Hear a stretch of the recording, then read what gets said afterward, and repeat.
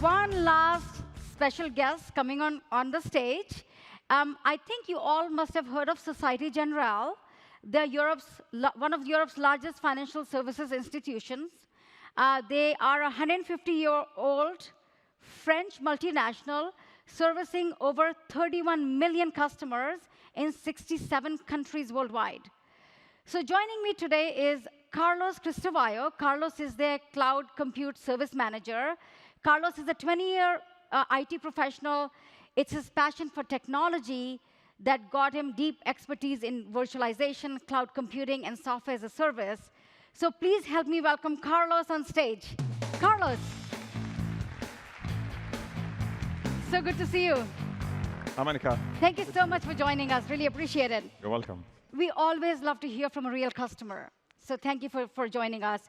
So let me ask you this. When we were talking, you mentioned to me that Société Générale has this initiative to accelerate digital transformation by the year 2020. Yep. So can you talk about the business drivers behind that initiative? Yeah, actually, our goal for 2020 is to run 80% of our workloads in our homemade cloud. So Nutanix came as an easy solution to scale for that. And the business drivers came from our customers, from our internal customers.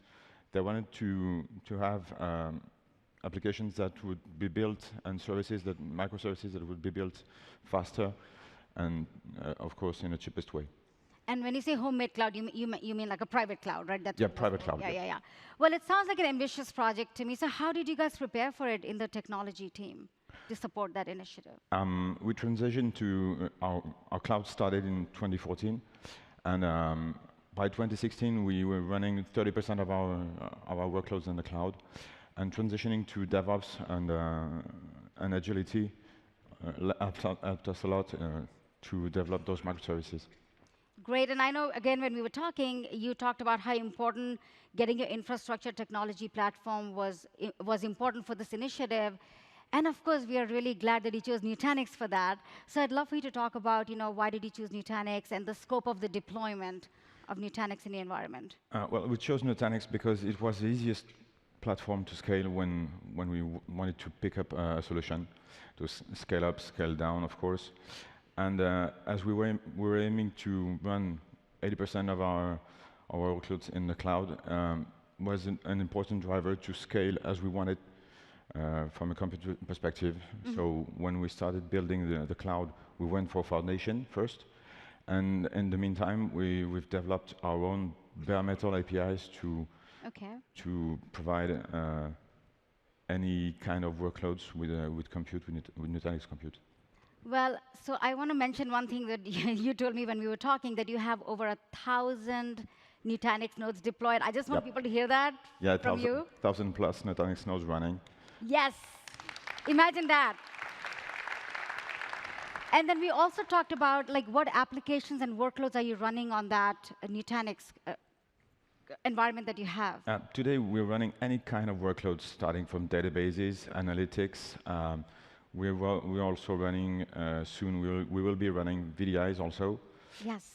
So any kind of workloads fits in our private cloud. So one platform, any app. Yep. I love it. Here's an example. Now, what was the deployment experience like for you? It was very, very easy.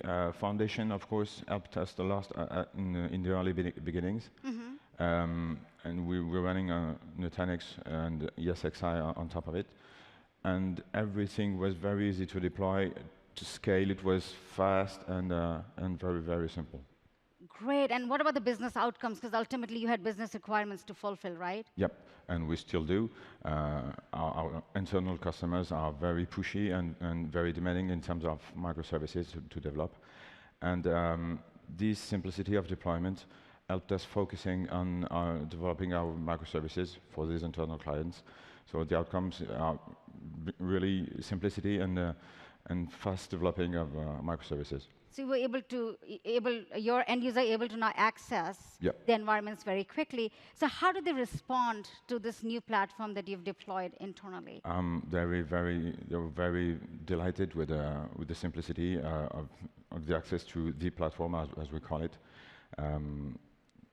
They can access it through a GUI, an internal portal, but also through APIs. And they're very pushy and very delighted to use it. You know, I love the fact that you call it the platform. I love that. What about DevOps? I think you mentioned earlier that this was going to help you with your DevOps processes and culture as well. Yeah, because they don't have to take care of the underlying infrastructure. There is a core team that runs it, starts it in our data centers. And then the DevOps, they only have to focus on what microservices they want to run on top of it. Right. So that makes the life easiest for them. This is fantastic. I have one last question for you. So what's next? What's next for us is maybe going to 2,000 nodes. Yes, I love that.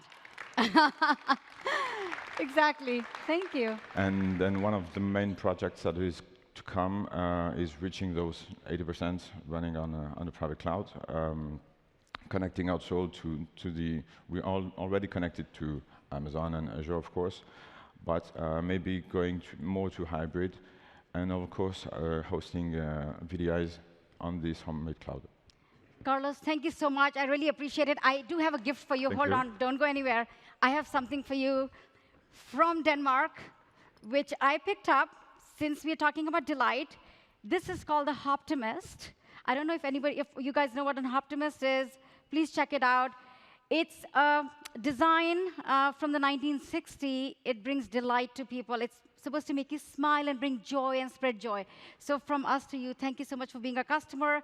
And also, it's about hygge, sense of well-being in Danish. Thank you so very thank much, you again. Monica. We appreciate it. Thank you. All right. Take care.